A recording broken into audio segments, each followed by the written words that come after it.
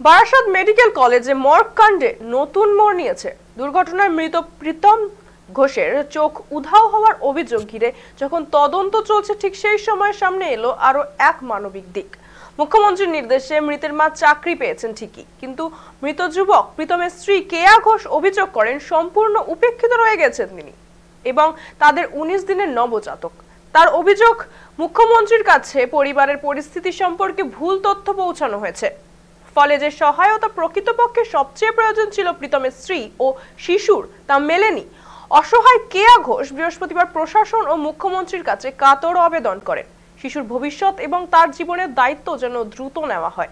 তিনি দাবি করেন, প্রীতমের মৃত্যুর পর পরিবার কার্যত ভেঙে পড়েছে।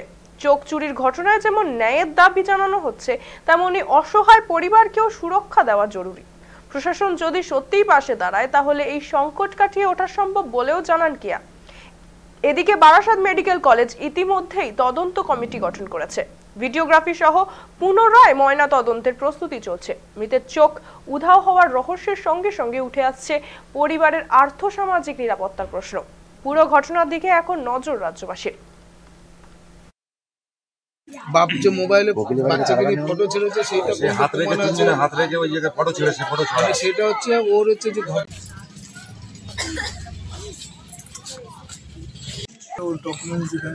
আমার দাবিটা, আমার বাচ্চার দাবিটা কে নেবে? আমার শাশুড়ি তো একটা চাকরি পেয়ে গেল, শাশুড়ির ব্যবস্থা শাশুড়ি তো করে নিল, আমারটা কি হবে? আমি এখন কি করব এই বাচ্চাটাকে নিয়ে? আর শ্বশুর বাড়ির লোক আমার পরিচয় দিল না কেন? আমার বাচ্চার পরিচয় দিল না কেন? আমার বাচ্চার পরিচয়, আমার বাচ্চা কি নেই? আমার বাচ্চা তো রয়েছে। সবাই মিলে শুধু বলছে মা মা মা। কেন বললো যে বউ নেই? আমি তো এই তো বউ রয়েছি, আমাকে নিয়ে যাওয়া হয়নি, আমি শুধু অপারেশনের ব্যক্তি বলে নিয়ে ওখানে যাইনি বলে তাই আমার নামটা পুরো বাদ চলে গেল যে বউ নেই।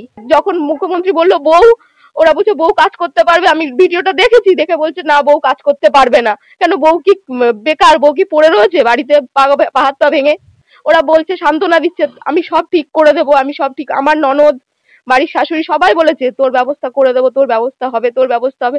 এই 3 দিন ধরে আমি যাচ্ছি, ওরা রাতে ওই ঘরে থাকছে, কিন্তু সকালবেলা যাওয়ার পরে কেন ওই ঘর তালা হয়ে যাচ্ছে আমি তো বুঝতে পারছি না।